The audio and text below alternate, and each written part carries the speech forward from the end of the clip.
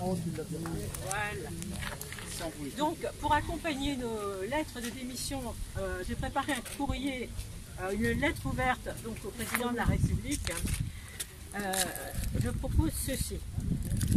L'objet écoute et réouverture de la maternité géographiquement isolée. Monsieur le Président, la République ne respecte plus les élus. La République ne reçoit plus les élus. La République n'écoute plus le peuple ni les élus. La République ne considère que les métropoles et les très grandes entreprises du CAC 40. Nous, élus, démissionnons car nous sommes désespérés par la violence faite aux femmes de notre territoire qui devront faire au minimum 60 minutes de voiture sur des routes de campagne avec les risques non négligeables la nuit de collision avec du gibier. Nous sommes désespérés par la perte d'un service public géographiquement isolé.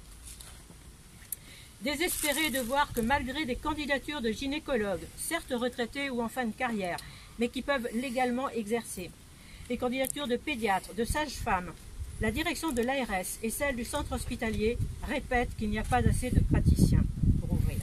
Désespérés par ce gaspillage monstrueux qui consiste à vouloir fermer un établissement qui a un très beau plateau technique, si performant que l'expert mandaté par l'ARS, surpris par la qualité des installations, a dit « Vous pourriez faire beaucoup d'autres types d'interventions ». Désespérés par l'augmentation des transports et donc des gaz à effet de serre générés par cette fermeture, alors que l'État devrait être exemplaire dans la lutte contre le réchauffement climatique.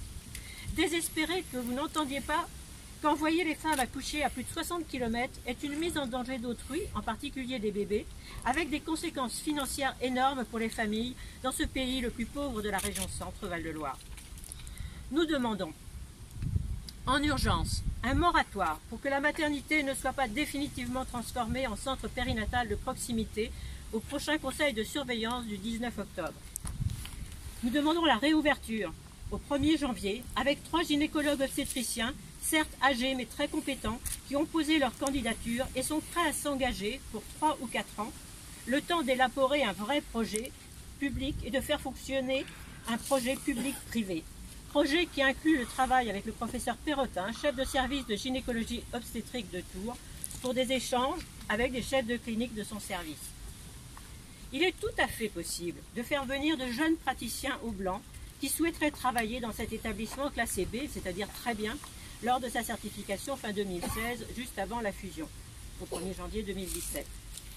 Fusion donc avec Châteauroux, qui au même moment d'ailleurs n'a pas eu sa certification. À titre d'exemple, nous avons 2 jeunes ophtalmologistes qui ne veulent pas vivre ni exercer dans une grande ville. L'un est praticien hospitalier, l'autre en libéral. Monsieur le Président, nous vous demandons instamment de rouvrir et de maintenir cette maternité, car nos structures familiales actuelles, nos structures hospitalières ne permettent pas d'accueillir les femmes enceintes plusieurs jours avant l'accouchement dans de bonnes conditions matérielles et psychologiques. Monsieur le Président, pour que le mot égalité de notre devise nationale s'applique aussi aux territoires éloignés des métropoles et des grands axes de transport, il suffirait que vous preniez la décision de maintenir de manière pérenne cette maternité géographiquement isolée. En espérant vivement, Monsieur le Président, que nos démissions de maires et d'adjoints, véritables SOS, soient suivies d'un effet positif pour cette maternité. Ayant confiance en votre bienveillance, etc., nous vous prions d'agréer, Monsieur le Président.